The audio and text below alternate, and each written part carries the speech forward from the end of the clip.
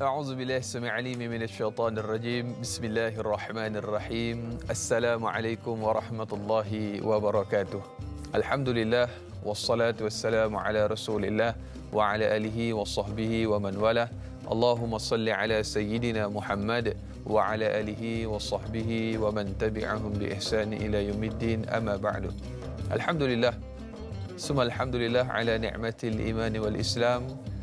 Marilah sama-sama kita pertama dan selamanya dan senantiasa kita panjatkan segala puja dan puji syukur kehadrat Allah Subhanahu Wa Taala.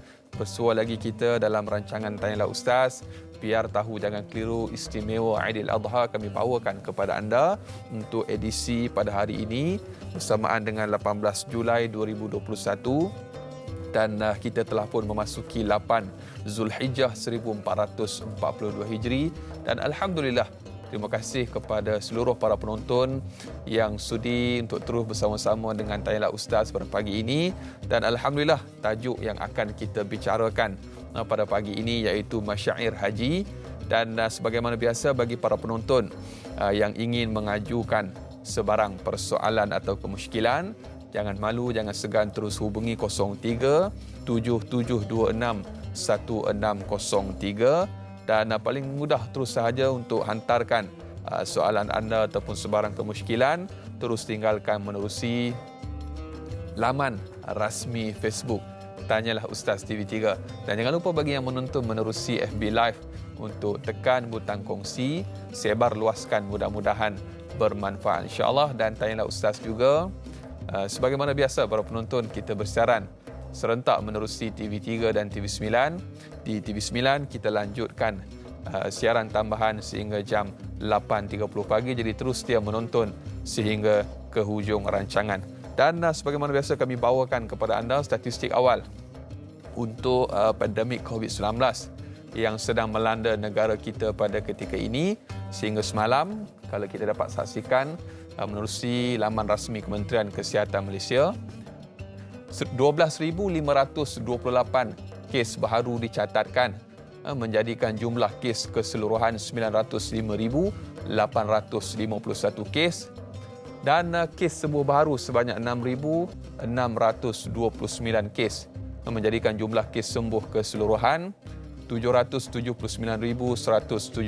kes, dan menyedihkan 138 kes kematian baharu dicatatkan, menjadikan jumlah kes kematian keseluruhan sebanyak 6,866 kes. Jadi kalau kita dapat saksikan saudara sedang penonton, statistik yang telah pun kita paparkan ini menunjukkan kepada kita betapa kita perlu terus berdoa, bermunajat kepada Allah Subhanahu Wa Taala dalam usaha untuk kita menangani wabak pandemik COVID-19 ini. Kita terus berdoa, mudah-mudahan Allah Subhanahu Wa Taala memberikan jalan keluar kepada kita daripada pandemik COVID-19 ini dengan tanda pagar kita mesti menang insya-Allah. Dan baiklah, saudara sedang penonton, saya kira mungkin tiba masanya untuk kita perkenalkan ahli panel kita ataupun bintang ilmuwan untuk sama-sama kita berbicara topik Masyair Haji pada pagi ini. Kami bawakan secara eksklusif untuk tetamu undangan yang pertama, iaitu Sahibus Samahah Datuk Paduka Syekh Fazil Awang, iaitu Mufti bagi negeri Kedah. Assalamualaikum Datuk. Warahmatullahi wabarakatuh. Alhamdulillah, apa khabar Datuk? Ya, wafi, alhamdulillah. Alhamdulillah, kita bersiaran pada pagi ini mengucapkan terima kasih kepada Datuk atas kesudian untuk bersama-sama dengan Tanyalah Ustaz insya-Allah. Sama-sama kasih. Dan ahli panel kita yang kedua pada pagi ini iaitu Al-Fadhil Ustaz Muhammad Sirajuddin Siswadi Putra bin Muhammad Syis. Beliau merupakan pekta dan juga pensyarah kanan di Akademi Pengajian Islam ASIS UiTM Shah Alam. Assalamualaikum Ustaz. Waalaikumsalam warahmatullahi wabarakatuh. Apa khabar kita? Alhamdulillah. Alhamdulillah. Pertama kalinya julung kali kita bawakan bagi Ustaz ke Tanyalah Ustaz. Terima kasih atas kesudian untuk bersama-sama dengan Tanyalah Ustaz pada pagi ini. Dan Allahumma salli ala sayyidina Muhammad. Untuk permulaan topik kita pada pagi ini, saya kira Datuk dah pun bersedia dan juga yang berbahagia Ustaz. Mungkin untuk pertamanya, bila mana kita nak berbicara tentang Masyair Haji, Ustaz dan juga Datuk. Mungkin sebagai yang pertama, soalan untuk kita ajukan kepada yang berbahagia Sahibul Samahah Datuk Syekh Fazil Awang. Kita raikan soalan menerusi sahabat Facebook kita yang bertanya, Hartini Qai yang bertanya di Facebook. Assalamualaikum warahmatullahi wabarakatuh.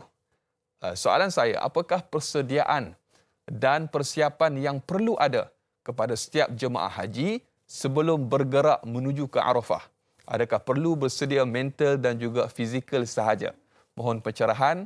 Terima kasih. Dan saya minta mungkin sebagai permulaan kita minta Datuk Sahibul Samahah Datuk Paduka Syekh Fazil Awang untuk menjawab persoalan ini. Falyatafaddal mashkura.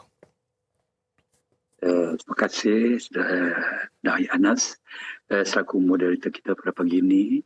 Yang berbahagia Usama Sirajuddin Putra sebagai rakan panel gandingan, para penerbit TV 3 dan juga TV 9, dan juga bahagian bimbingan tabung haji, dan juga pada rakan-rakan pendengar yang dirahmati Allah sekalian. Alhamdulillah, marilah sama-sama kita bersyukur kehadiran Allah Subhanahu Wa Taala yang telah mengizinkan kita dalam siri rancangan Tanyalah Ustaz pada pagi ini. Alhamdulillah. Dan tak lupa juga saya mengajak semua kita penonton, marilah sama-sama kita berdoa kepada Allah Subhanahu Wa Taala. Semoga wabak pandemik COVID-19 ini akan terangkatkan saja daripada negara Malaysia kita tercinta ini dan daripada seluruh pelosok dunia sekalian, insya-Allah. Baik, yang pertama sekali, apabila kita bercakap tentang tajuk masyair ini, maka sudah tentunya ianya merujuk kepada beberapa tempat utama yang terlibat secara langsung dalam ibadah haji ini. Ia telah merujuk kepada beberapa tempat, Arafah, Muzdalifah dan juga Mina itu sendiri. Maka keterlibatan ketiga-tiga tempat yang disebut sebagai masyair ini, ada yang bersifat rukun haji itu sendiri, yang membabitkan rukun haji, dan ada yang membabitkan wajibatul haji, perkara yang wajib dalam kita mengerjakan haji. Jadi masyair itu maknanya ma'alim, ma'alim al-muqaddas, al-muqaddas, tempat-tempat yang semenjak daripada dulu lagi merupakan sebagai tempat suci, tempat suci. Baik. Sebagai persiapan, kita katakan persediaan sebelum para jemaah haji berangkat ke Arafah. Arafah merupakan salah satu daripada masyair yang mana di sana para jemaah haji hendaklah berwukuf dan ianya merupakan sebagai rukun haji. Sebagai rukun haji. Sebagai persiapan kepada para hujjaj, jemaah haji yang akan berangkat ke Arafah, perlu persiapan ataupun persediaan kepada beberapa aspek yang tertentu. Maksudnya selain daripada persiapan fizikal, memerlukan kepada kesihatan tubuh badan yang cukup, tenaga yang cukup boleh kita kaitkan juga. Kenapa? Kerana sepanjang kita berada di sana di Arafah, kita hanya akan menumpu kepada amal ibadat. Kita akan isi segala waktu-waktu, masa-masa kita sepanjang berada di Arafah itu dengan amal ibadat kita, dengan zikir kita, dengan doa kita. Dan ketika mana kita berada di Arafah, tak usahlah. Janganlah kita nak bercakap tajuk-tajuk pengalaman kita duduk di Mekah sana, pengalaman kita dengan orang Arab di sana, pengalaman kita dalam membeli belah, pengalaman kita kukun. Kalau kita diberi kesempatan untuk melawat, menziarah Taif dan sebagainya, nak bercerita pengalaman kita di sana, kalau boleh kita menasihat, hindarkanlah daripada nak cerita sepanjang kita berada di Arafah itu, perkara tadi.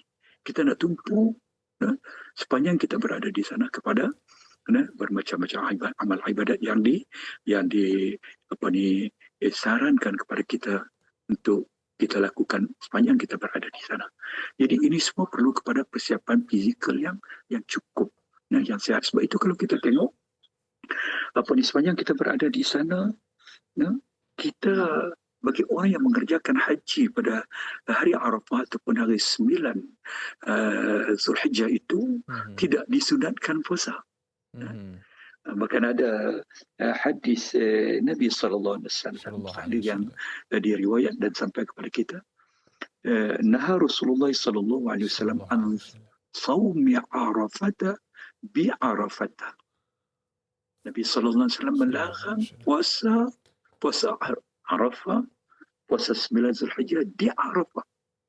Ya, bahkan Nabi SAW sendiri ketika mana baginda sedang berwukuf, dia adalah muftirah. Dia tidak berpuasa. Nabi tak puasa, Nabi berbuka puasa. Kerana apa? Kerana nak beri kekuatan tenaga. Sebab itu para ulama fuqaha kata tak sunat bagi orang yang berwukuf itu untuk berpuasa. Kalau macam mana pun ada pengecualian dia. Kalau sekiranya puasa itu tidak menjejaskan keupayaan, tenaga, dan sebagainya. Itu satu keperluan. Begitu juga maknanya dari aspek mental pun kena ada juga. Kita kena set dalam minda kita dengan kita katakan positive thinking. Kita kena positif, iaitu kita bersedia berhadapan dengan ujian-ujian ketika mana kita berada di Arafah. Sebab apa? Di sana maklum sajalah dengan keadaan kita duduk hanya untuk sementara dalam kemah, walaupun dari segi infrastrukturnya disediakan dengan ayak, dengan bilik ayak, cakap utara sikit. Bilik ayak, tapi maknanya oleh kerana orang ramai. Orang ramai, semua yang berhimpun di situ. Itu akan berhadapan dengan masyarakat yang tertentu. Dan kita jemaah haji sebagai persiapan mental kita hendaklah sentiasa kita set dalam minda kita itu dengan orang kata positif. Kita bersedia. Kita bersedia berhadapan dengan ujian-ujian ketika mana kita berada di sana. Selain daripada kita yakin di sebalik ujian Allah itu ada banyak hikmat yang akan kita terima kerana kesabaran.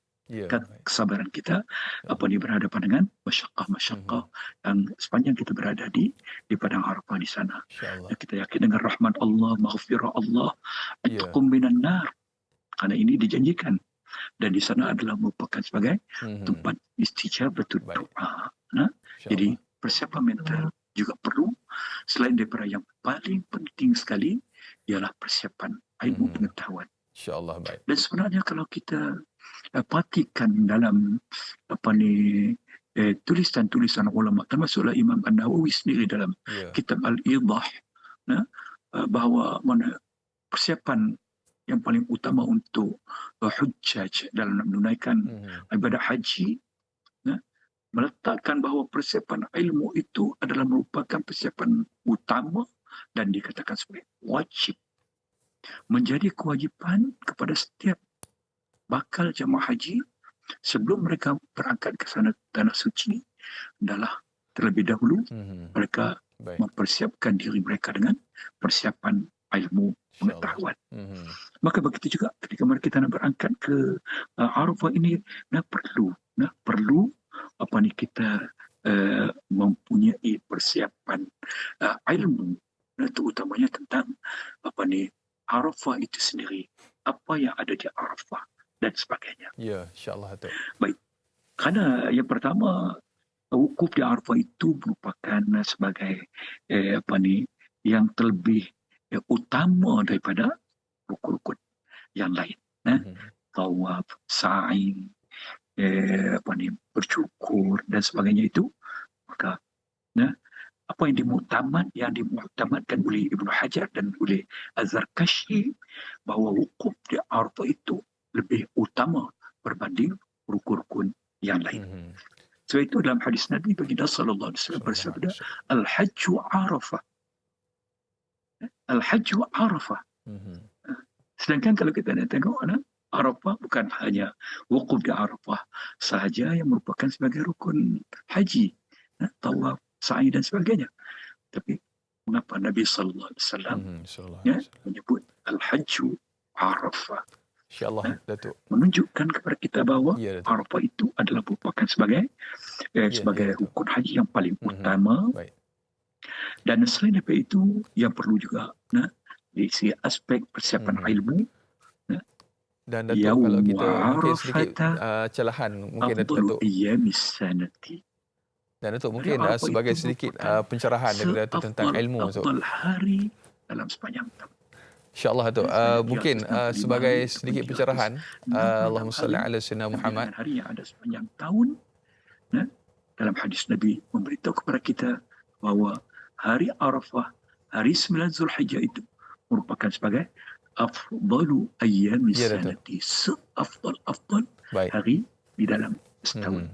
Dan para ulama menambahkan lagi, la siyama, terutamanya, lebih lagi apabila hari Arafah ini berlaku pada hari Jumaat. Baik Datuk, kalau kita lihat kepada persoalan ilmu yang sebagaimana yang Datuk utarakan tadi, mungkin sebagai pencerahan, insyaAllah tambahan nanti mungkin kita boleh utarakan sebagai soalan yang berikutnya, dan mungkin kita nak beralih sedikit kepada Al-Fadhil Ustaz Putra, dan kalau kita dapat saksikan suatu tadi bagaimana penjelasan ataupun sedikit mukadimah tentang masyair haji yang telah pun dibicarakan oleh Al-Fadhil Datuk Mufti kita, dan mungkin sebagai Ustaz Putra tambahan sedikit tentang masyair haji, dan ramai lagi yang mungkin ingin mengetahui dengan lebih lanjut apakah yang diertikan dengan masyair haji, terutamanya bila mana tiba kita nak menyambut Hari Raya Aidil Adha ini dan berkait rapat dengan urusan hajinya, Arafahnya dan masyair haji itu sendiri. Secara ringkas penjelasan daripada Fadil Ustaz, falyatafadhal. Terima kasih kepada Dr. Anas sebagai moderator. Rakan panelis saya bersama Datuk Paduka Fadil Awang, Mufti Kerajaan Negeri Kedah, kepada TV3, TV9 dan kepimpinan tabung haji, seterusnya kepada sidang penonton yang dirahmati Allah sekalian. Jadi sesuai dengan perkataan masyair itu juga sebenarnya telah dinyatakan oleh saya bersama sebentar tadi, dia merupakan satu ma'alim mana merujuk kepada satu kawasan yang begitu ada nilai-nilai yang tersendiri berbanding dengan bumi-bumi yang lain. Cuma kita perlu sedar dan ketahui bahawa kelebihan Arafah itu ialah pada waktu dan tarikh tersebut. Bermakna pada waktu wukuf itu bermula daripada Zuhur 9 Zulhijjah sehingga sebelum terbit fajar pagi 10 Zulhijjah. Dan apabila telah melangkaui masa tersebut, maka Arafah sama seperti tanah-tanah halal yang lain.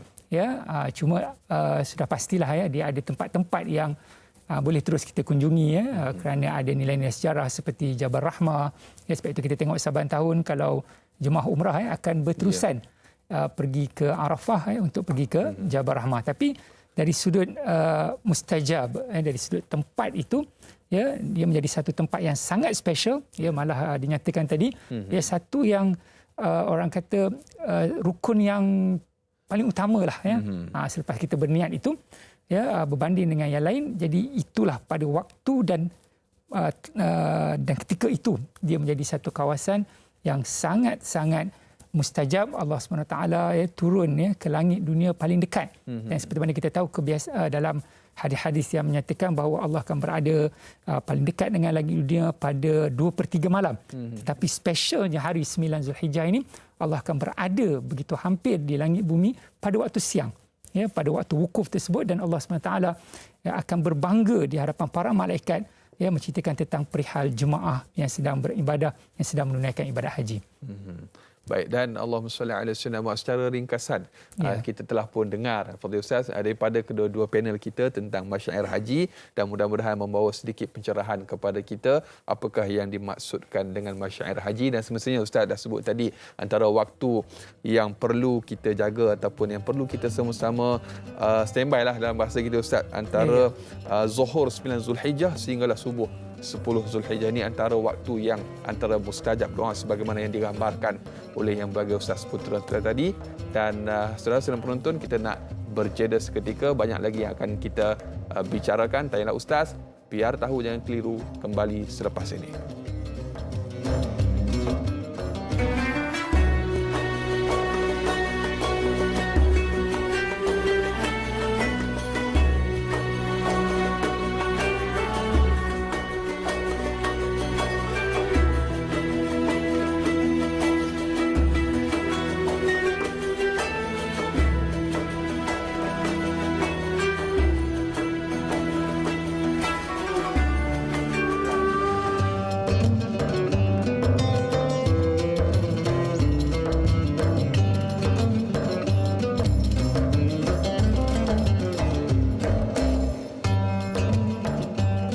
Alhamdulillah, masih lagi terus setia bersama dengan kami Tanyalah Ustaz, biar tahu jangan keliru. Kami bawakan bersempena dengan istimewa Aidil Adha untuk tajuk ataupun topik yang kita bicarakan pada pagi ini, iaitu Masyair Haji. Dan kita masih lagi bersama Yang Berbahagia Sahibus Samahah Datuk Paduka Syekh Fazil Awang, Mufti Kerajaan Negeri Kedah, dan juga Al-Fadhil Ustaz Muhammad Sirajuddin Siswadi Putra bin Muhammad Syiz.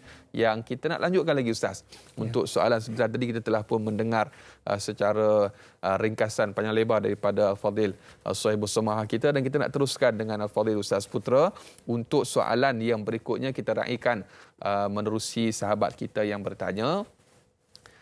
Kalau boleh kita saksikan soalannya. Allahumma salli ala sayyidina Muhammad. Tentang Masyair Haji ini, Maya Daisy yang bertanya Ustaz di Facebook. Di skrin, paparan skrin. Assalamualaikum warahmatullahi wabarakatuh. Ustaz, da'i dan semua kru yang bertugas. Waalaikumsalam warahmatullahi. Semoga dirahmati Allah. Doakan saya dapat ke Tanah Suci. Amin. InsyaAllah, mudah-mudahan. Buat juga seluruh para penonton yang menonton kita, insyaAllah. Dan soalannya Ustaz, boleh Ustaz ceritakan bagaimanakah jemaah haji bergerak dari Mekah menuju ke Arafah, dan apakah yang perlu dilakukan jika ada pantang larang apabila tiba di sana? Itu soalannya Ustaz, dipersilakan. Okey, terima kasih kepada Cik ataupun Maya Daisy yang bertanya. Okey, apabila nak cerita tentang perjalanan okey. Seperti mana diterangkan di awal tadi oleh Sahibus Samahah Datuk Mufti, persediaan persediaan justru kalau kita boleh lihat di sini, pihak pengurusan tabung haji beberapa hari sebelum kita berangkat ke tanah ke bumi Arafah, kita akan ada satu sesi taklimat. Biasa katalah 5, 6, 7 3 hari itu mengikut pembahagian lah melalui tingkat dan sebagainya. Jemaah akan diberikan satu taklimat, dipanggil taklimat masyair, bagi memperjelaskan kepada mereka keperluan-keperluan untuk pergi ke bumi Arafah. Tak kira daripada persiapan peralatannya secara khusus. Okey, dan apabila tiba harinya, iaitu 8 Zulhijjah yang dikenali sebagai Yaumuz Zinah, zaman kita waktu kita 7 hari bulan itu Yaumuz Zinah, persiapan. Kemudian pada 8 Zulhijjah, hari Tarwiyah itu, jemaah akan mula bergerak daripada kediaman masing-masing selepas waktu zuhur. Jadi di sini kita akan lihatlah dengan pelbagai cara mengerjakan haji. Yang ifrad, yang tamattu'nya nanti mereka diwajibkan berniat. Manakala qiran, dia akan samalah seperti ifrad kerana mereka telah berniat lebih awal semasa masuk ke Mekah tempoh hari. Jadi akan ada 3 jenis pekerjaan oleh jemaah, tapi majoritinya tamattu'. Dan sedikitlah ifrad, jarang-jarang kita dengar yang membuat qiran, tetapi tetap ada. Jadi mereka ini akan bergerak ke bumi Arafah seawal pada waktu zuhur. Dan sebenarnya ia bertepatanlah dengan sunnah Rasulullah sallallahu alaihi wasallam, di mana Rasulullah mula bergerak sejurus selepas zuhur. Pergerakan ini akan berlanjutan sehingga seluruh jemaah dibawa ke bumi Arafah. Dan kebiasaannya apabila sana jemaah ini dibagikan mengikut kita panggil maktab-maktab. Satu maktab tu 3,500, 3,700 begitu. Dan tempoh ini sebenarnya mengambil satu waktu yang agak panjang. Ya, katakanlah kita andaikan Zuhur itu pada pukul 1, so pergerakan bermula daripada pukul 2 petang dan kadang-kadang dia terus drag sampai ke tengah malam. Yeah.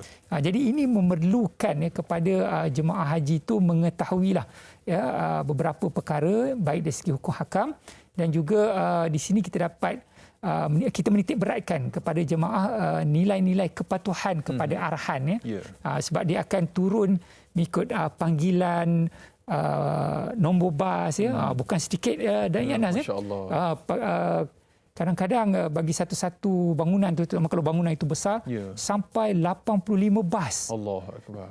Bukan bermakna 85 bas itu datang serentak kerana dia bersifat shuttle so mungkin bagi satu ini ada 10 12 bas dan sebagainya. Bas itu akan berputarlah maknanya Mekah Arafah Mekah dan begitu. So inilah yang menjadi satu cabaran.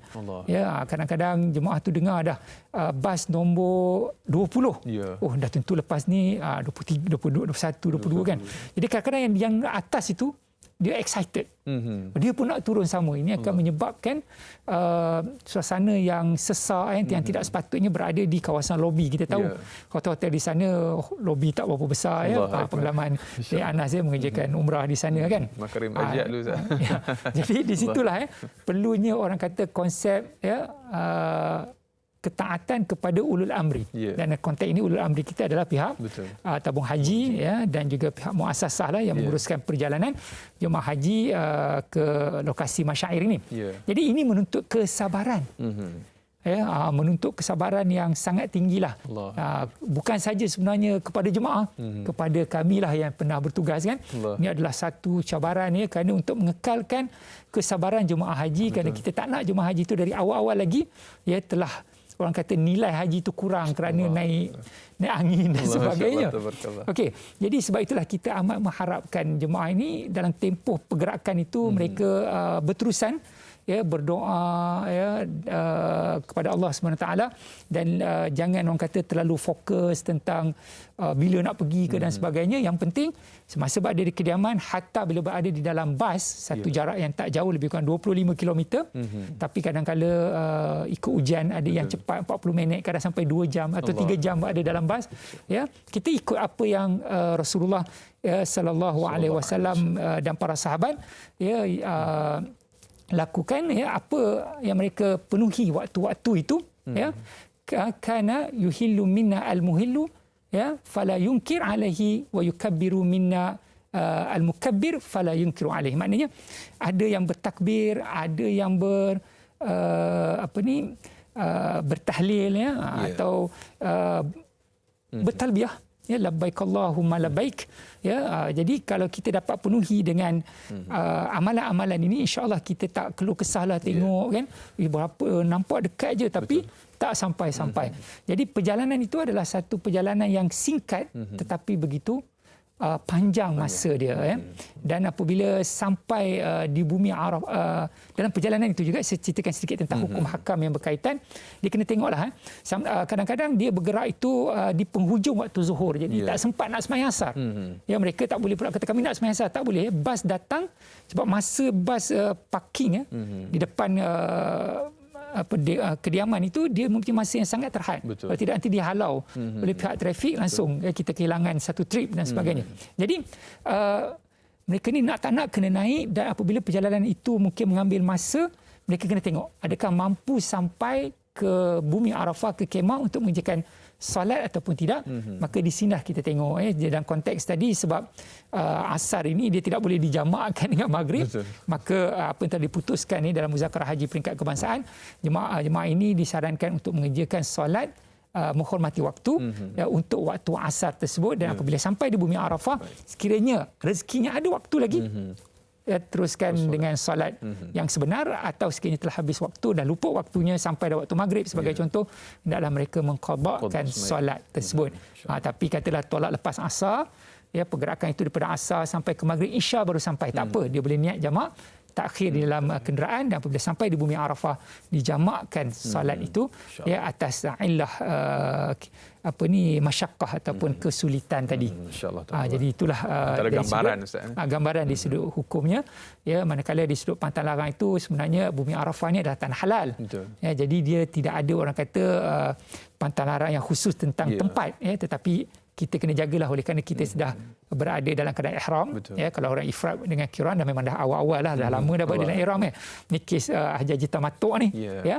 Maka kita haruslah menjaga larangan-larangan ihram itu, dan apabila berada di bumi Arafah, apa yang saya nak bicarakan, walaupun dia tanah halal, janganlah kita membinasakan pokok-pokok dan sebagainya, kerana itu bukan hak kita. Ya, itu bukan hak kita, yang adalah hak kerajaan sana. Bukan senang mereka menumbuhkan pokok-pokok di di padang pasir tersebut. InsyaAllah, mudah-mudahan jelas kepada kita antara gambaran yang perlu kita sama-sama siapkan, terutamanya bagi jemaah yang bergerak dari Mekah menuju ke Arafah, dan sebagaimana Ustaz sebut tadi, pantang larang ketika ihram, apa yang perlu kita lakukan, insyaAllah. Dan berikutnya mungkin kita boleh beralih semula kepada Sahibus Samahah Datuk Paduka Syekh Fazil Awang untuk soalan yang berikutnya. Saya kira mungkin Datuk dah bersedia. Kita saksikan soalan menerusi sahabat Facebook kita, Awan Wana. Assalamualaikum warahmatullahi wabarakatuh. Waalaikumsalam warahmatullahi wabarakatuh. Soalannya, bilakah waktu bermula dan berakhir waktu wukuf? Dan yang kedua, apakah syarat-syarat wukuf? Mohon gambarkan suasana wukuf ini bagaimana. Kami rindu. Terima kasih, ya Allah. Masya Allah, tabarakallah. Soalan yang cukup menarik, dan kita mohon penjelasan daripada Sahibus Samahah Datuk Mufti kita, insya-Allah. Falyatafaddal mashkur.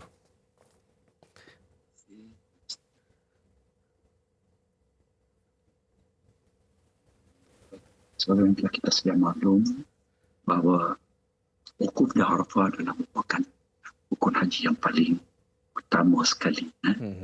Dan kita sepanjang kita berada di sana itu merupakan sebagai kemuncak kita para jemaah haji dalam kita nak menyempurnakan ibadah haji kita. Baik. Yang pertama sekali yang berkaitan dengan wukuf di padang Arafah. Dari segi syarat dia, istilah kita wukuf itu di ardi Arafah, di bumi itu, di tempat itu, ataupun kata ulama bi ayyi juz'in min Arafat, mana-mana bahagian di Arafah itu.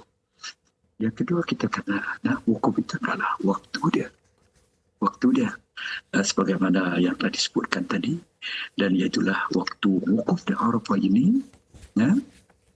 Syaratnya juga bahawa orang yang akan melakukan ibadah wukuf itu yakuna ahlan lil haji. Dia adalah ahli bagi mengerjakan ibadah haji, merujuk kepada itulah seorang muslim. Dan yang kedua, yakuna muhriman, dia sudah pun berniat ihram. Dia tak boleh pergi di sana sebagaimana disebut oleh panel yang kedua tadi. Dia tak niat ihram, iaitu bagi mereka yang memilih untuk mengerjakan haji tamattu' contohnya. Daripada telah rongkai ataupun kita kata mereka telah melepaskan diri mereka daripada ikatan ihram ketika mana mereka selesaikan ibadah umrah itu pada mutamattin, orang yang mengerjakan ibadah haji tamattu'. Dia berkenan niat ayakuna muhriman, dia kena niat ayakuna muhriman, dia kena niat ihram terlebih dahulu. Dan di antara syaratnya juga ayakuna aqilan, dia kena berakal, dia kena orang yang berakal. Baik. Dari segi masanya, sebagaimana telah disebutkan tadi, iaitu dengan gelincirnya matahari pada hari yang ke-9 Zulhijjah. Itu bermulanya waktu wukuf, iaitu apabila gelincir sahaja matahari pada hari 9 Zulhijjah, hari Arafah, bermulalah, dan dia akan berakhir waktu wukuf di Arafah dengan terbit fajar pada hari raya. Terbit fajar pada hari yang ke-10 Zulhijjah. Itu masa waktu dia. Dan bagi kita dalam mazhab Imam Syafi'i kita adalah lebih sunat. Kalau sekiranya kita dapat menghimpunkan satu juzuk daripada siang hari 9 Zulhijjah, hari Arafah itu dengan sebahagian daripada waktu malam 10 Zulhijjah itu. Itu adalah sunat dalam mazhab Imam Syafi'i kita. Dan selain daripada itu juga yang berkaitan dengan kita wukuf di Arafah, iaitu tentang hikmah ataupun falsafah. Falsafah wukuf di Arafah itu sendiri. Kalau kita tengok apa yang disebut oleh ahlul ilmi, ialah antaranya nak menyerupakan kita yang sedang berwukuf di Arafah itu dengan bihalil waqifina fi fasihil qiyamah. Untuk nak membawa kita dapat merasai seperti mana kita berada di padang mahsyar. Kita akan berada di satu perhimpunan yang raksasa. Kita berada di sana dengan keadaan seperti mana kita dibangunkan dari perkuburan kita. Sama keadaannya kita yang sedang berwukuf di Arafah dengan pakaian yang sama, pakaian yang seragam. Iaitu di mana semuanya kita di padang mahsyar, sebagaimana yang diceritakan kepada kita dalam hadis-hadis Nabi, pakar-pakar nak mencari Rasul masing-masing untuk meminta syafaat. Maka begitu juga kita berada pada Arafah itu, maknanya kita mengharapkan maghfirah daripada Allah. Kita mengharapkan keampunan daripada Allah, kemaafan daripada Allah. Sebab itu kita perlu membanyakkan doa untuk mendapat keampunan daripada Allah Subhanahu Wa Taala sepanjang kita berada di sana. Baik, terima kasih. Masya-Allah, tabarakallah. Pusingan ini sudah mudah. Allahumma salli ala sayyidina Muhammad. Itu antara gambaran, dan mudah-mudahan terjawab persoalan sahabat kita yang bertanya. Dan semestinya Ustaz dan juga sidang penonton dan juga Datuk Paduka, sebagaimana yang telah pun digambarkan tentang masyair haji ini, mudah-mudahan jelas kepada kita betapa pentingnya persediaan yang perlu kita lakukan, utamanya bagi para jemaah yang bakal mengerjakan ibadah, yang saya kira mungkin tahun ini sedikit berbeza suasananya Ustaz dan juga sidang penonton. Dan Ustaz, kita akan jawab banyak lagi persoalan, tetapi sebelum itu kita nak berehat sekali lagi kepada sidang penonton. Jangan ke mana-mana, terus setia menonton Tanyalah Ustaz, biar tahu jangan keliru. Istimewa Aidil Adha kembali selepas ini.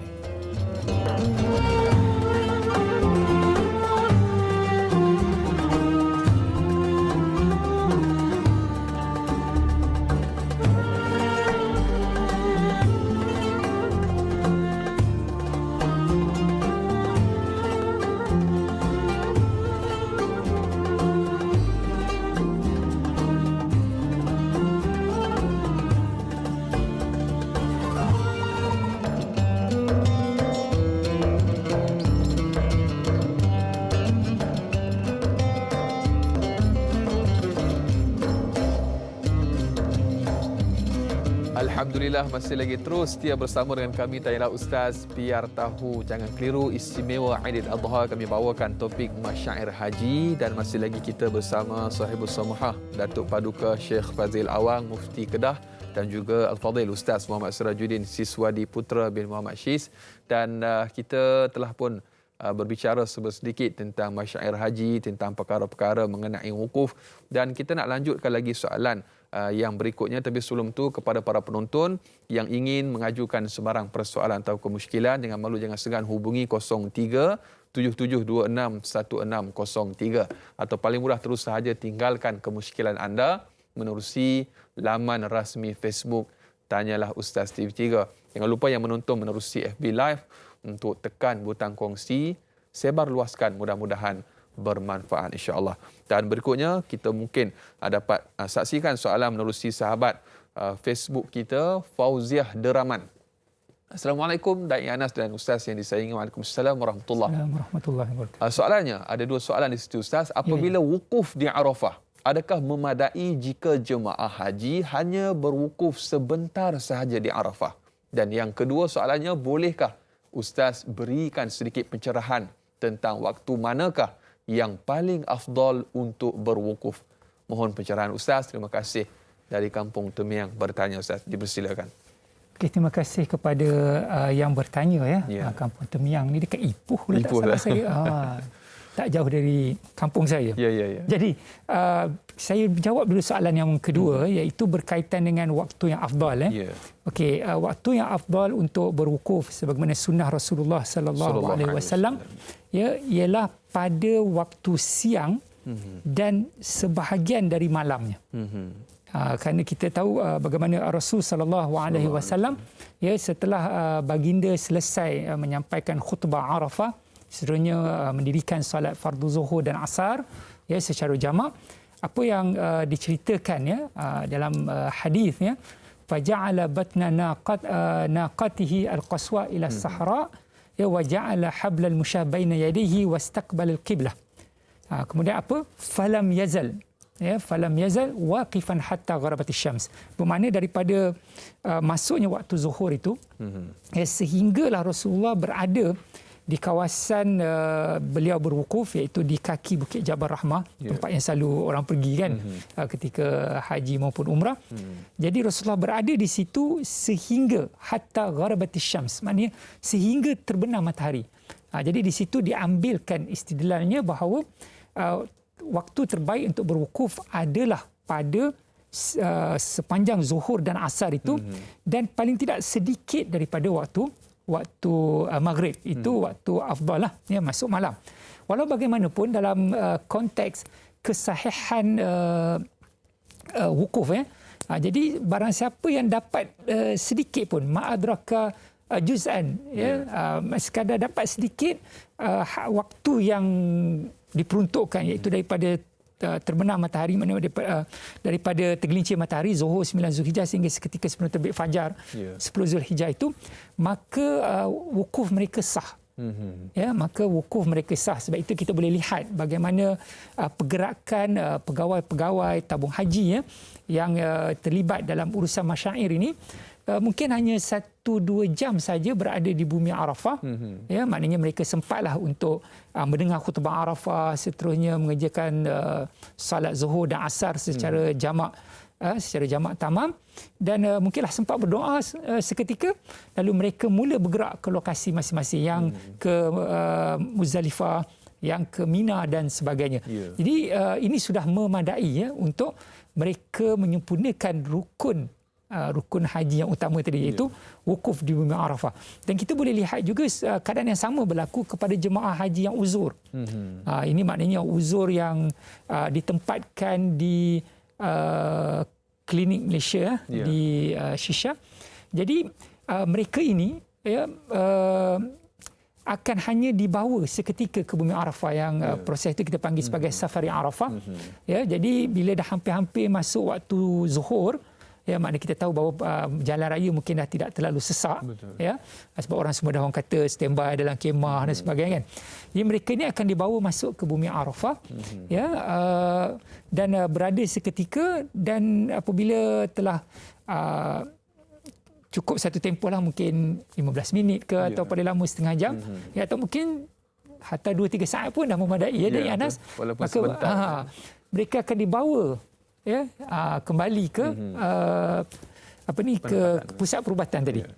Kan? Jadi ini tidak menjadi sebarang masalah. Sebab itulah seingat saya dan setahu saya, wallahu alam, tak pernah lagi lah adanya rekod yang mengatakan bahawa pihak pengurusan haji, ini tabung haji, gagal membawa mana-mana jemaah untuk berrukun. Maknanya semua yang cukup syarat sebagai ahli ibadah seperti yang dinyatakan oleh Syekh Abu Samahah di awal tadi, siapa yang dah menjadi ahli ibadah ini, insya-Allah tabung haji akan berusaha sebaik mungkin untuk membawa mereka untuk dapat wukuf di bumi Arafah. Okey. Jadi berkait juga dengan persoalan tadi kan. Berkait juga dengan persoalan tadi ialah waktu afdal tadi malam, sepanjang siang dan seketika sebelum malamnya. Okey, jadi pada saya dalam konteks kita, oleh kerana pergerakan jemaah haji ini, sebahagian mungkin 20% jemaah haji telah pun bergerak ke Muzdalifah sejurus selepas waktu asar. Mana bukan saja pihak pengurusan ataupun pekerja atau staf tabung haji yang akan bergerak, jemaah sendiri biasanya mungkin dalam 20% akan bergerak selepas asar. Jadi mereka ini pun sebenarnya hanya dapat berwukuf pada sebahagian siang. tidak sampai kepada malam. Jadi apa yang ingin saya tekankan di sini, walaupun waktu afdal itu dinyatakan, tetapi apa yang penting adalah bagaimana kita mengoptimalkan masa yang ada itu untuk beribadah, ya. Kerana kita tahu bahawa Rasulullah SAW ya memang orang baginda begitu fokus ketika beribadah, ketika wukuf itu kan, malah dinyatakan oleh Usamah bin Zaid yang membonceng bersama Rasulullah SAW, ada sangat hampir dengan Rasulullah SAW pada waktu wukuf itu.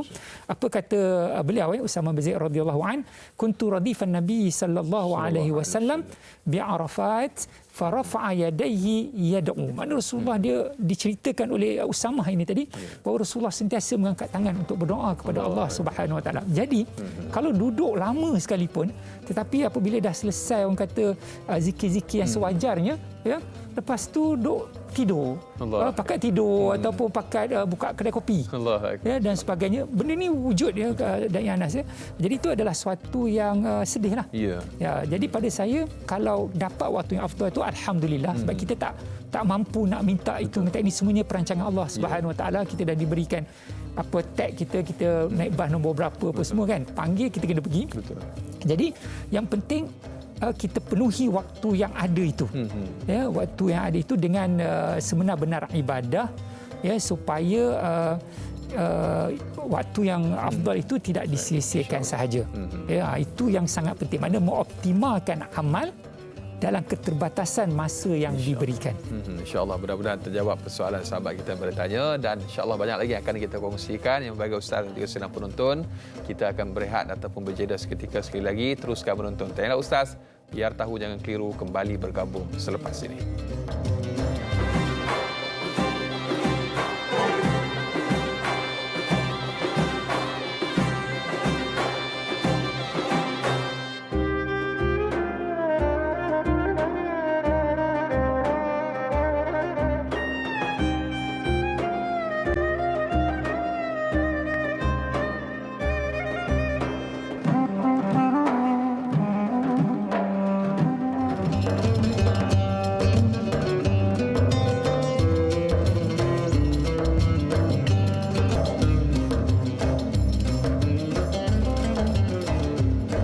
Alhamdulillah, masih lagi terus dia bersama dengan Tanyalah Ustaz, biar tahu jangan keliru, istimewa Aidil Adha dan debarannya kian terasa. Masya Allah, tabarakallah, kurang lebih beberapa jam ataupun beberapa saat, detik sahaja lagi ataupun sehari lebih saja lagi kita bakal bertemu dengan saat ataupun suasana yang sangat-sangat penting untuk sama-sama kita nantikan, dan kita dalam keadaan berada dalam keadaan awal Zulhijjah ini, sama-sama kita jaga perkara-perkara yang perlu kita pelihara, terutamanya memperbanyakkan doa, dan kita bermuhasabah dalam keadaan pandemik COVID-19 ini. Walaupun kita tidak dapat mengerjakan haji, namun kita di sini ada tanggungjawab yang perlu kita lunaskan. Dan kita masih lagi berbicara tentang topik masyair haji. Kita masih lagi bersama dengan dua panel kita yang berbahagia, Sahibus Samahah Datuk Paduka Syekh Fazil Awang, Mufti Kedah, dan juga Al-Fadhil Ustaz Muhammad Sirajuddin Siswadi Putra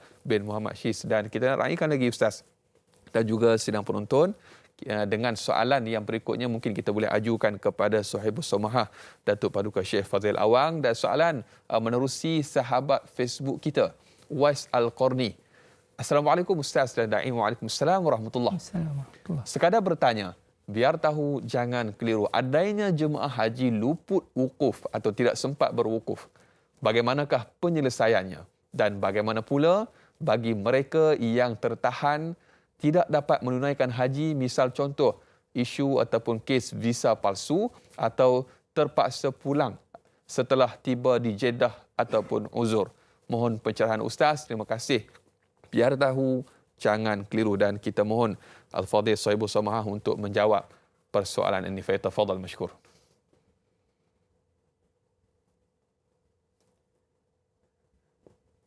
Baik, dipersilakan Datuk, insya-Allah. Silakan Datuk dengan jawapannya, insya-Allah.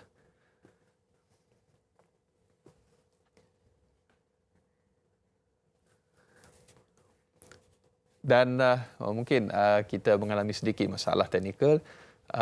Mungkin Ustaz Putra mungkin boleh sedikit respon dengan soalan yang diajukan menerusi sahabat kita tadi, sikit mungkin sebelum kita pergi kepada Sahibu Samah Datuk. Okey, berkaitan dengan mereka yang menghadapi keadaan berikut, yang pertamanya luput wukuf di Arafah. Luput wukuf di Arafah ini. Jadi pertama kita harus tahu bahawa apabila mereka ke Arafah itu, pada hakikatnya mereka telah berihram haji. Jadi bila berihram haji ni, dia ada kaedah-kaedah dia. So, bila luput wukuf di Arafah, bermakna satu rukun telah tidak mampu dilaksanakan. Maknanya dia tak akan dapat selesai. Jadi bagaimana nak menyelesaikan ihram tadi? Ibadah dah tak dapat, sebab al-hajju Arafah tak sempat. Jadi nak melepaskan diri daripada ihram tadi, hendaklah dia melakukan amalan-amalan yang mana amalan itu mirip seperti amalan umrah. Iaitu hendaklah mereka itu mengerjakan tawaf. Tawaf itu dipanggil tawaf tahallul, tawaf untuk menghalalkan diri, membebaskan diri daripada ihram. Selepas tawaf itu mereka akan mengerjakan sa'i. Sa'i itu juga adalah sa'i tahallul, dan seterusnya mereka bergunting. Jadi kalau kita tengok di sudut amalan itu sebiji, sama macam amalan umrah. Tetapi tujuannya adalah untuk mereka dapat membebaskan diri daripada ihram haji, dan lepas itu bolehlah orang kata menjalani hidup seperti biasa. Itu bagi mereka yang tidak sempat wukuf di Arafah, atau kita panggil sebagai luput wukuf di Arafah. Dia bukan orang kata tak sempat wukuf, terus buka baju, tukar apa segala macam, tak ada. Dia ada dia punya kaedah bagaimana nak melepaskan diri daripada ihram haji tadi. Okey, jadi dan mereka ini akan dikenakan dam lah, dan tertib dan takdir, iaitu menyembelih seekor kambing. Kes yang sama juga kepada mereka yang berhadapan dengan kes visa palsu lah, seperti yang berlaku 2 tahun lepas. Ada beberapa puluhan jemaah yang apabila sampai di Jeddah tidak boleh nak keluar daripada airport, kerana didapati bahawa visa mereka palsu.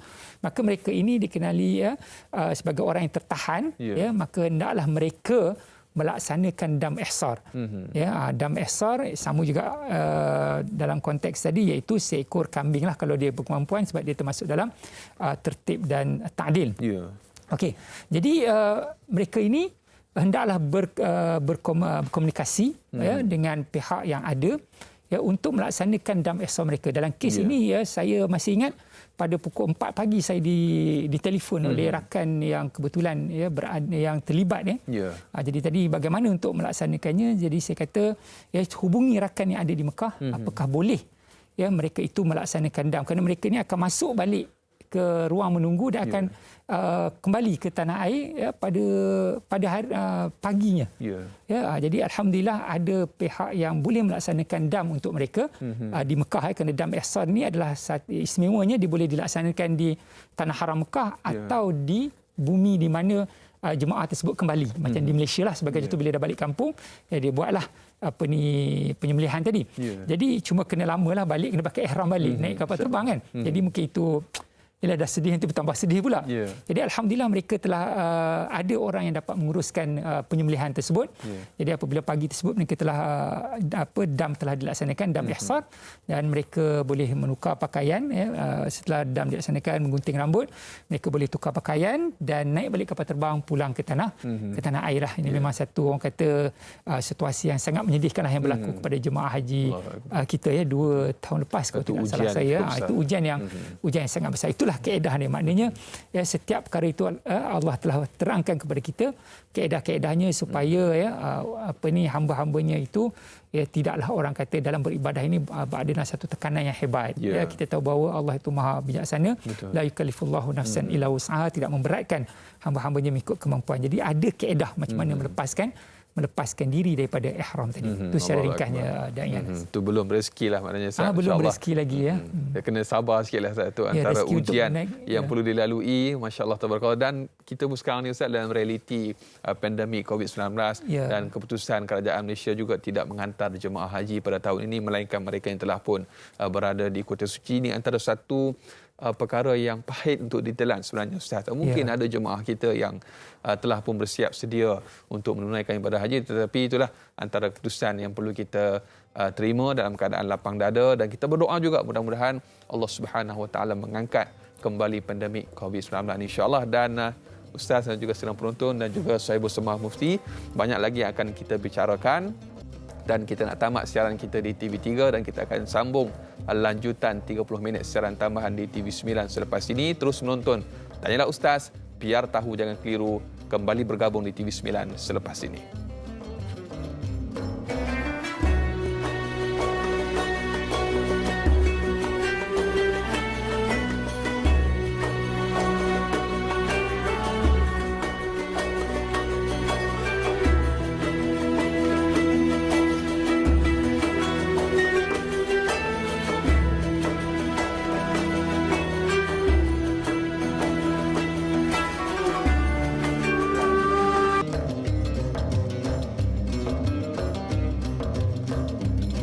Alhamdulillah, kembali bergabung dalam Tanyalah Ustaz, biar tahu jangan keliru, beristimewa bersempena dengan Aidil Adha. Kami bawakan kepada anda topik Masyair Haji. Kita masih lagi bersama dua tetamu undangan kita yang berbahagia, Sahibul Samahah Datuk Paduka Syekh Fazil Awang Mufti Kedah dan juga Al-Fadhil Ustaz Muhammad Sirajuddin Siswadi Putra bin Muhammad Syiz. Dan kita berbicara panjang lebar, Ustaz dan juga yang berbahagia Sahibul Samahah Datuk, tentang Masyair Haji. Dan kepada para penonton, bagi yang ingin mengajukan sebarang persoalan, hubungi 0377261603 atau boleh saja terus tinggalkan soalan menerusi laman rasmi Facebook Tanyalah Ustaz TV3. Dan sebelum kita serahkan kepada Sahibul Samahah Datuk untuk menjawab persoalan yang berikutnya, kita nak wawarkan sedikit kepada para penonton Tanyalah Ustaz kita. Dapatkan bonus tambahan secara bulanan sebanyak 50% daripada jumlah keuntungan atau hibah dengan akaun simpanan Agro Farah Ai tertakluk kepada terma dan syarat. Dan gadai emas anda di Agrobank sekarang sambil menikmati margin pembiayaan sehingga 80% daripada nilai semasa barang kemas emas dan kadar keuntungan yang dikenakan adalah serendah 55 sen sebulan. Tempoh kempen ini sehingga 30 September 2021 tertakluk kepada terma dan syarat. Jadi jangan lepaskan peluang keemasan ini, insya-Allah. Dan yang bagi Ustaz dan juga Sahibul Samahah Datuk, kita raikan lagi soalan untuk Masyair Haji kita dengan soalan yang berikutnya daripada sahabat Facebook Erni Pelangi yang bertanya. Assalamualaikum Ustaz. Waalaikumsalam warahmatullahi wabarakatuh. Ustaz, wajib haji mabit iaitu bermalam di Muzdalifah adalah wajib haji.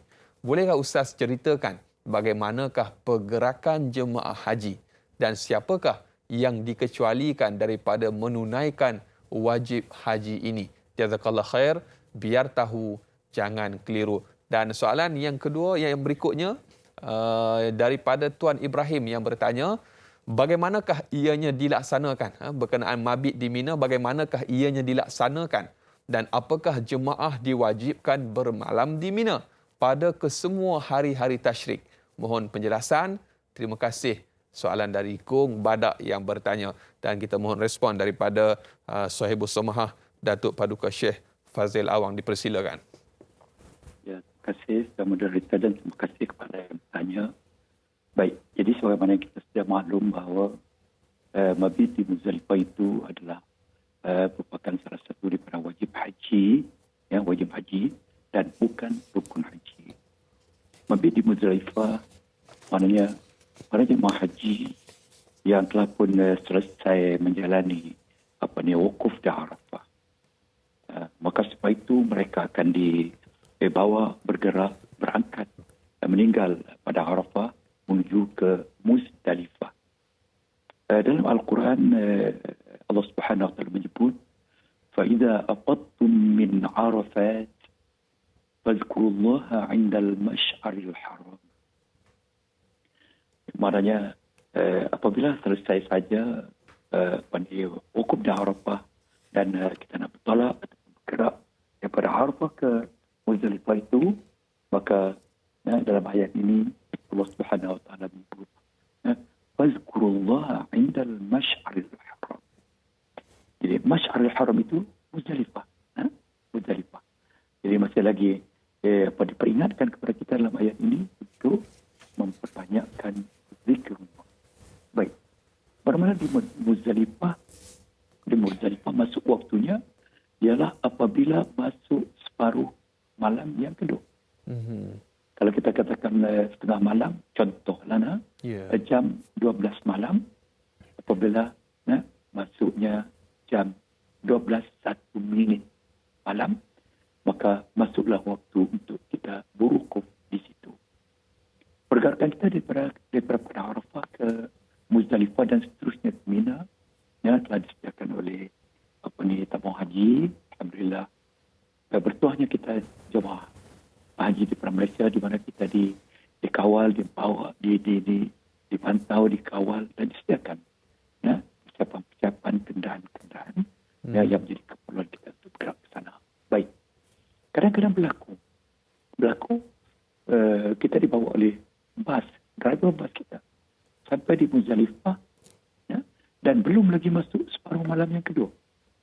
Driver sudah pun kalut memanggil kita, ataupun kalau ada dalam bas itu seorang ketua lah kita katakan, dia sudah kacau kepada ketua itu untuk memanggil semua ahli ataupun mereka yang akan menaiki kenderaan tersebut. Tersebut adalah betul-betul kenal pasti bahawa sebelum masuk separuh malam yang kedua, jangan bergerak daripada Muzdalifah. Itu syarat dan syarat.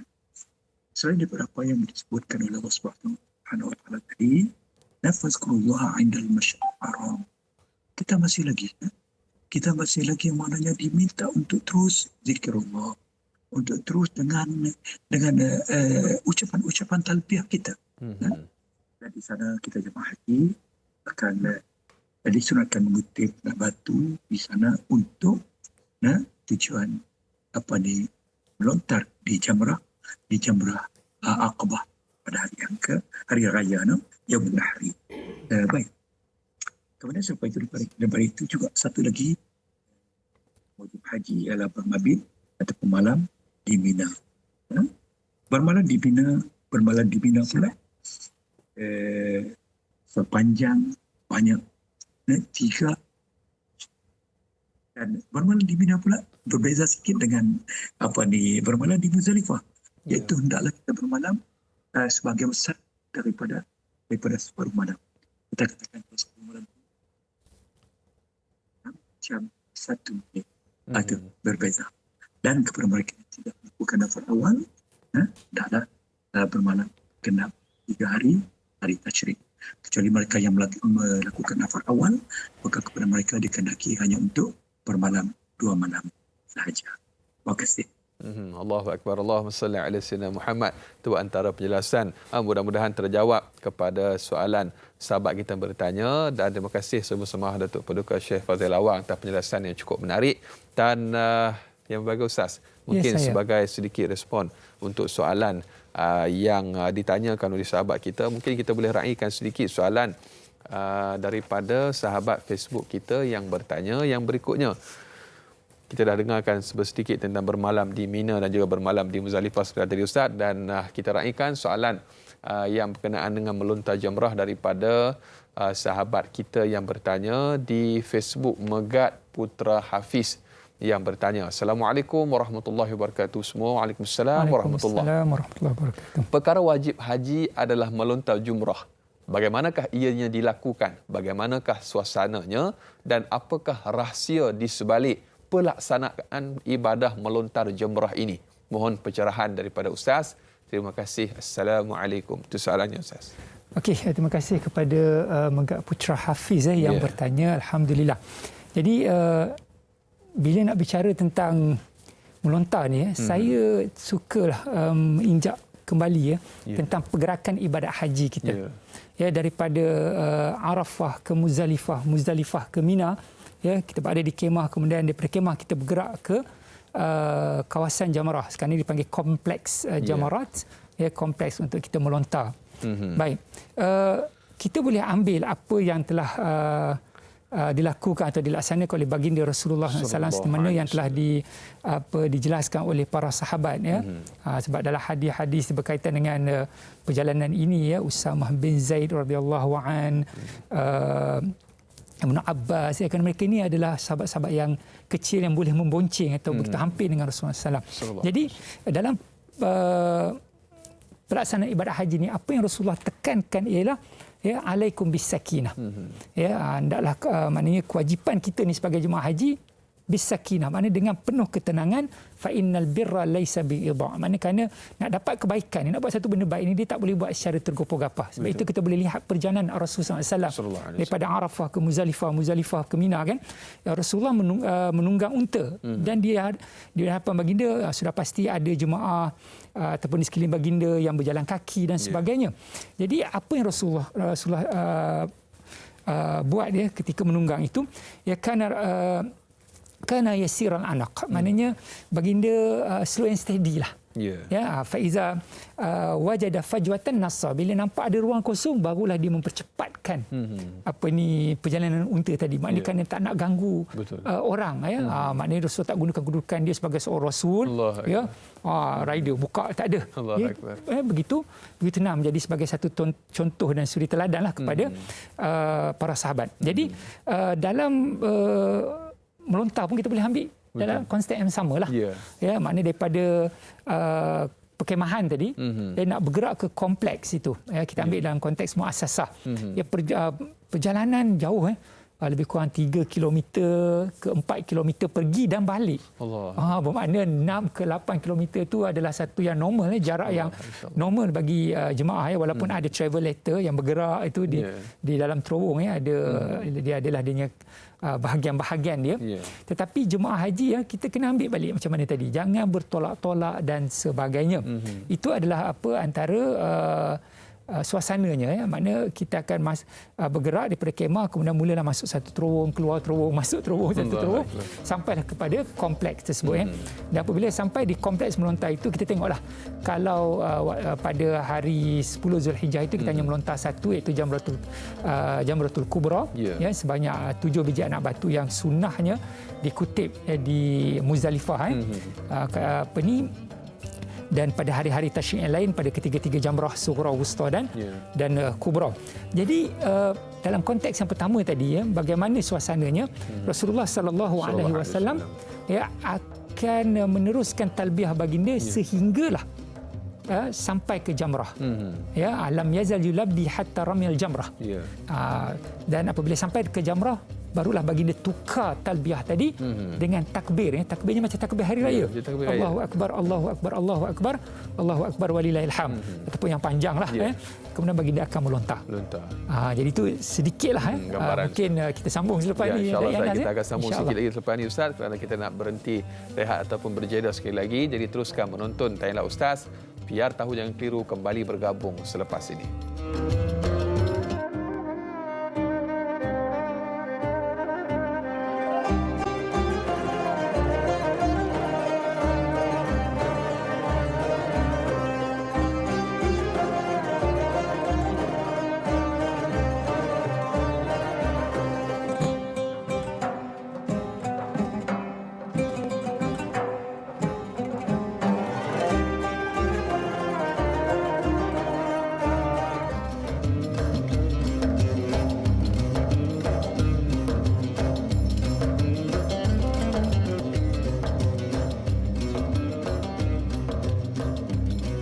Alhamdulillah, sehingga ke hujung rancangan masih lagi terus setia bersama dengan Tanyalah Ustaz, biar tahu jangan keliru. Istimewa Aidil Adha kami bawakan kepada anda topik Masyair Haji. Panjang lebar telah pun kita bahaskan, kita bicarakan topik Masyair Haji ini.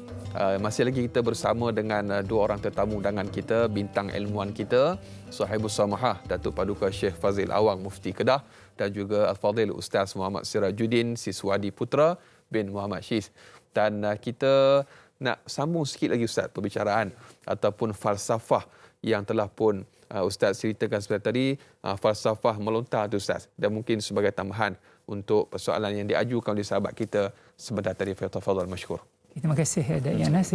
Okey, kalau tadi kita dah beritahukan bagaimana Rasulullah SAW berterusan bertalbiyah daripada Muzdalifah sampai ke bumi Mina, sehingga sampai orang kata di tempat melontar. Dan apabila sampai beliau bertakbir ya, membesarkan Allah Subhanahu wa taala dan diikuti dengan doa. Baik, apakah falsafah di sebalik amalan melontar ini? Ya, ditulis oleh para ilmuwan, ya, bahawa antara falsafah kita melontar ni ialah seperti kita melemparkan segala keburukan dalam diri kita. Ya, segala keburukan dalam diri kita. Maknanya, ya, sebagai jemaah haji kita dah orang kata membulatkan hati untuk menjadi orang kata insan terbaik, kan, sebagai hamba Allah yang sebenar-benarnya. Jadi kita nak buanglah saki-baki kekotoran yang ada dalam diri kita. Jadi itu disebut falsafah dia, ya. Jangan kita fikir apa yang berlaku dalam sejarah. Nabi Ibrahim melontar syaitan. Ya, kerana kalau itulah orang kata melontar dengan kasut, tong dan sebagainya, itu dah lari. Ya, malah itu bukannya perbuatan itu menggembirakan syaitan lah, kerana kita melakukan perkara yang bertentangan dengan sepatutnya bertentangan dengan syariat. Jadi kita melontar itu dengan niat kerana melaksanakan wajib haji, ya, dan tiada salahnya, ya, kita andaikan itu adalah satu proses kita melemparkan keburukan-keburukan dalam diri kita. Kerana kita tahu bahawa ibadat haji ini dan umrah saling berkait antara satu sama lain. Memang dituntut, Rasulullah menyatakan tabi'u bainal haji wal umrah fa innahuma yanfiyani adz-dzunub wal faqr al-faqr wadz-dzunub. Maknanya kamu ikuti haji umrah ni kerana kedua-duanya mempunyai elemen apa? Membersihkan daripada kefakiran dan dosa. Jadi ini adalah salah satu dia, kemuncak dia. Ya, bila kita bertakbir itu, ya, Allahu Akbar walillahil hamd, kita lontar, ibarat kita keluarkan saki-baki keburukan dalam diri kita. Dan bila kita balik ke kemah itu, ya, kita ni orang kata, kosonglah. Betul. Jadi janganlah lepas tu buat hal pula, start buka kedai kopi balik dekat kemah itu, ya, mula buat cerita-cerita yang tak benar dan sebagainya, kan. Jadi itulah antara falsafah dalam melontar. Itu dia. Tabarakallah. Mudah-mudahan terjawab dan juga memberikan sedikit pencerahan kepada kita tentang ibadah melontar dan juga falsafah di sebalik perkara tersebut. Dan juga mungkin kita boleh raikan, Ustaz. Kita serahkan mungkin soalan yang berikutnya. Kita minta Sahibul Samahah Datuk untuk menjawab persoalan daripada sahabat kita Borhan Mitsubishi di Facebook. Menarik namanya, Ustaz. Assalamualaikum Ustaz, da'i dan keluarga Tanya Ustaz. Waalaikumsalam warahmatullahi wabarakatuh. Boleh atau tidak kita mewakilkan orang lain untuk melontar bagi pihak kita? Dan seandainya boleh, apakah syarat-syaratnya? Selain itu, selepas melontar, apakah amalan yang dilakukan seterusnya? Jazakallah khair. Dan kita minta Sahibul Samahah Datuk Paduka Syekh Fazil Awang untuk memberikan jawapan untuk persoalan sahabat kita ini. Falyatafaddal mashkur. Dipersilakan Datuk, insya-Allah.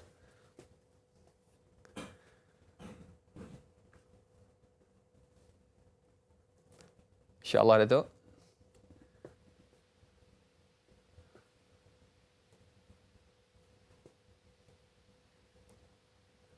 Okey Datuk, demikian antara soalan yang diajukan dan kita minta sedikit pencerahan daripada Datuk. InsyaAllah, tafadhal.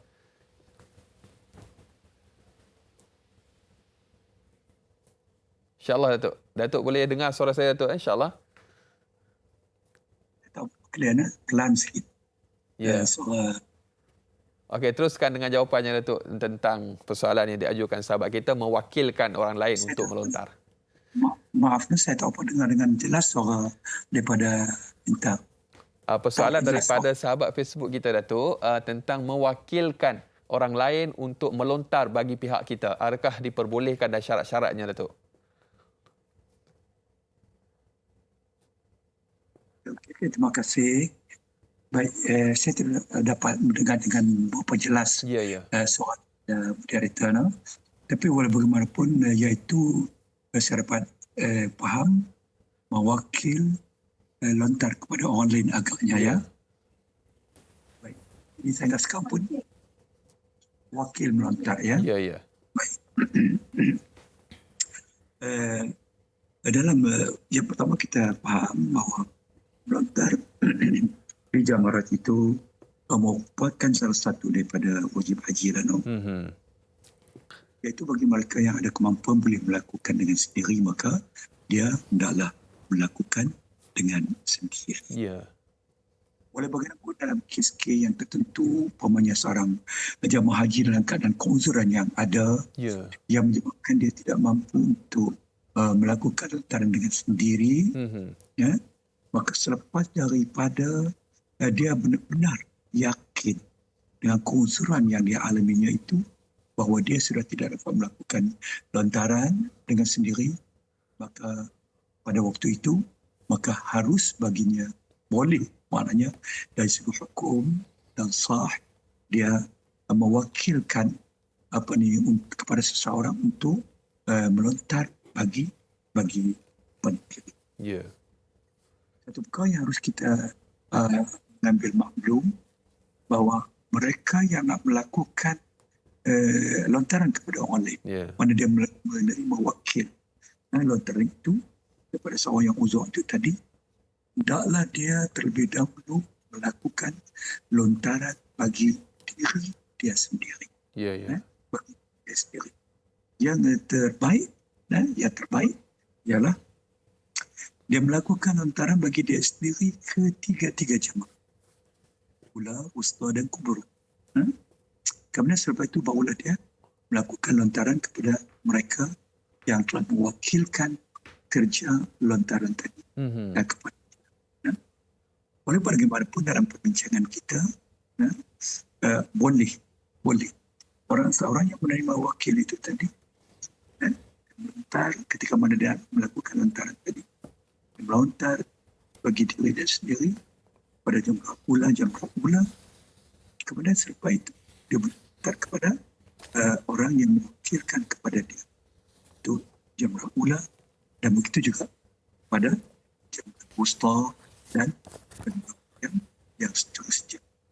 Jadi maknanya seorang yang menerima wakil itu tadi adalah pastikan bahawa yang pertama lontaran bagi diri dia sendiri, supaya cukup 21 anak batu. 7 untuk ula, 7 untuk wusta, dan 7 anak batu untuk umroh, menjadikan semua jumlah anak batu 21 anak batu. Dan begitu juga maknanya dia hendaklah menyediakan sebanyak jumlah bilangan anak batu seperti itu juga kepada mereka yang mewakilkan lontaran tadi kepada dia. Itu dia ada syarat-syarat yang perlu seorang yang menerima wakil daripada seorang yang uzur untuk melakukan lontaran sebagai mewakilkan daripada saudara ataupun keluarga dia yang uzur itu tadi. Jadi maknanya masalah mewakil untuk melakukan lontaran tadi boleh diwakilkan kepada seorang apabila jamaah haji tadi benar-benar berada dalam keadaan uzur. Terima kasih. InsyaAllah. Demikian antara pencerahan daripada Sahibul Samahah Datuk Paduka Syekh Fazil Awang, dan mudah-mudahan terjawab persoalan sahabat kita yang bertanya. Dan masya-Allah tabarakallah, kita mungkin boleh raikan lagi Ustaz satu soalan tentang tahallul awal dan tahallul thani daripada sahabat kita yang bertanya Ustaz. Safia Sufian yang bertanya di Facebook, kita raikan soalannya. Assalamualaikum warahmatullahi wabarakatuh. Boleh jelaskan tentang tahallul awal dan tahallul thani? Mohon pencerahan. Terima kasih dan mohon Ustaz Putra untuk respon kepada soalan tersebut. Okey, persoalan berkaitan dengan tahallul awal, tahallul thani ini dia merujuk kepada 3 amalan. Ya, minimum 3 amalan, iaitu 2 amalan yang bersifat rukun haji dan 1 amalan wajib haji. Iaitu rukunnya adalah tawaf dan sa'i jika belum. Seterusnya ialah bercukur atau bergunting. Itu rukun, dan wajibnya pula adalah melontar jamratul kubra pada hari nahar, ini pada 10 Zulhijjah. Jadi apabila seseorang jemaah haji telah melaksanakan 2 daripada 3, mana-mana turutan pun tidak ada masalah, maka dia dikira telah menghasilkan tahlul awal. Dan apabila dia melaksanakan kesemua 3 tadi, dia telah dikira telah terhasillah tahlul sani dalam amalan haji beliau. Di mana apabila terhasilnya tahallul awal, maka 10 larangan-larangan ihram itu telah bebas daripada diri beliau, diri jemaah tersebut, kecuali yang berkaitan dengan wanita, iaitu berkaitan dengan nikah kahwin, pendahuluan persetubuhan dan persetubuhan. Namun harus diingatkan kepada para jemaah kerana mereka berada di Mina, dan mungkin ada setengah tu berada di Mekah. Oleh kerana Mekah dan Mina ini adalah tanah haram, maka kita juga harus lihat apakah larangan-larangan yang berkait dengan kehormatan tanah suci Mekah ataupun tanah haram itu sendiri, seperti dari aspek tumbuh-tumbuhan dan juga dari aspek binatang buruan yang halal dimakan. Jadi kita kena jaga juga, walaupun orang kata secara teknikalnya 10 dah selesai, tapi kerana kedudukan kita berada di tanah haram. Dan sebenarnya saya nyatakan tadi, penghasilan itu akan berlaku dalam keadaan mengikut apa yang mereka berada. Kalau bagi jemaah haji muassasah, daripada Muzdalifah, mereka akan melontar Jamratul Kubra dan bergunting, itulah tahallul awalnya. Tetapi ada juga pakej-pakej tertentu seperti pakej premium yang dikelolakan oleh Tabung Haji Travel and Services. Mereka daripada Arafah menuju ke Muzdalifah terus ke Mekah. Maka mereka akan tawaf dulu, sa'i dan bergunting. Jadi itu tahallul awal, dan tahallul saninya perlu mereka kembali petang itu menuju ke Mina untuk melontar. Jadi itulah cara untuk terhasil tahallul awal dan tahallul sani dan bagaimana ianya berlaku, dan semua ini telah ditanya oleh para sahabat kepada Rasulullah. Rasulullah jawab, la haraj, mana tiada halangan untuk buat ni mana dahulu. Allahu akbar. Demikian, mudah-mudahan terjawab persoalan sahabat kita bertanya, dan serta kita telah pun berada di penghujung rancangan. Masya-Allah, tabarakallah, panjang lebar perbahasan topik kita pada pagi ini. Terima kasih diucapkan kepada Sahibus Samahah Datuk Paduka Syekh Fazil Awang, Mufti Kedah, dan juga Fadil Ustaz Muhammad Sirajuddin Siswadi Putra bin Muhammad Syiz atas perkongsian pada pagi ini. Terima kasih sekali lagi Datuk, dan juga kepada para penonton. Kita dalam keadaan masih lagi berjuang mematuhi SOP yang telah pun digariskan dalam usaha untuk kita menghadapi pandemik COVID-19, dan kita dalam keadaan sekarang ini mungkin kita perlu terus berdoa, bermunajat kepada Allah Subhanahu Wa Taala. Dan esok sebagaimana biasa kita saksikan Tanyalah Ustaz, jam dan juga waktu yang sama dengan topik ibadah haji norma baharu bersama dengan Da'i Aiman selaku moderator, dan juga Dr. Hajah Syamsiah Muhammad dan juga Ustaz Tuan Haji Syahrin Awaluddin untuk topik ibadah haji norma baharu. Jangan mencari yang sempurna, sempurnakan apa yang ada. Sehingga berjumpa lagi. Sekian. Assalamualaikum warahmatullahi wabarakatuh. Waalaikumsalam.